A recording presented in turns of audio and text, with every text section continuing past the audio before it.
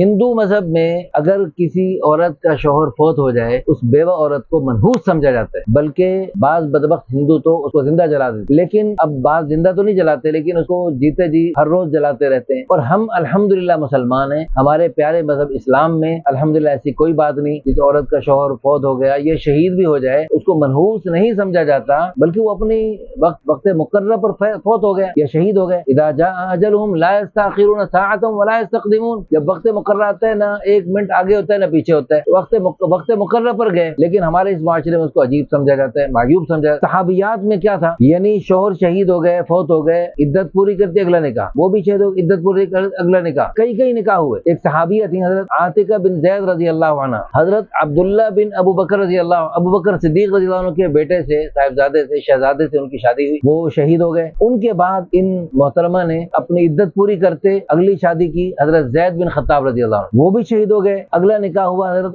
عمر بن خطاب رضی اللہ عنہ، وہ بھی شہید ہو گئے۔ عدت پوری کرنے کے بعد حضرت زبیر بن عوام رضی اللہ عنہ سے نکاح کر لیا، وہ بھی شہید ہو گئے۔ پھر حضرت حسین بن علی رضی اللہ عنہما سے نکاح ہوا، یعنی حتیٰ کہ مدینے میں مشہور ہو گیا اگر کسی کو شہید ہونے کا شوق ہو ان سے نکاح کر لے، ان کا ہر شوہر شہید ہوتے ہیں۔ تو یہ بابرکت خاتون تھیں، یہ جو 5 شہیدوں کی بیوہ بن گئی۔ تو ہمارے ہاں ایک دفعہ اگر عورت کوئی بیوہ ہو جائے تو پھر اگلا نکاح کبھی نہیں کرتی، ایک نکاح اور کر لے اور کسی وجہ سے کوئی مسئلہ بن جائے، طلاق کی نوبت آ گئی یا خدا نخواستہ شوہر شہید ہو گیا یا وفات پا گیا، تو پھر بس دوبارہ ایک دفعہ ہو گئی، 2 دفعہ ہو گئی، بار میں نہیں کر سکتی، شرم آتی ہے، اب میں کیا کروں۔ یہ شرم جو ہے نا، کہاں شرم کرنی چاہیے؟ خیر کے کاموں میں شرم کرنا، نیکی میں شرم کرنا بے وقوفی، احمق اور جہالت کی بات۔ جس نے کی نیکی میں شرم اس کے پھوٹے کرم، ہر خیر کا کام بغیر شرم جھجک کے کرتے رہنا چاہیے۔ ہماری اس قسم کی باتوں کو سن کر اللہ کے فضل و کرم سے پورے ملک سے، دنیا بھر سے خوشخبریاں ملتی رہتی ہیں۔ بہت سے رنڈوے بیواؤں نے الحمدللہ شادیاں کر لیں اور ہنسی خوشی زندگی بسر کر رہے۔ کل پرسوں ایک صاحب میرے پاس تشریف لائے، انہوں نے کہا اللہ تعالیٰ کے فضل و کرم سے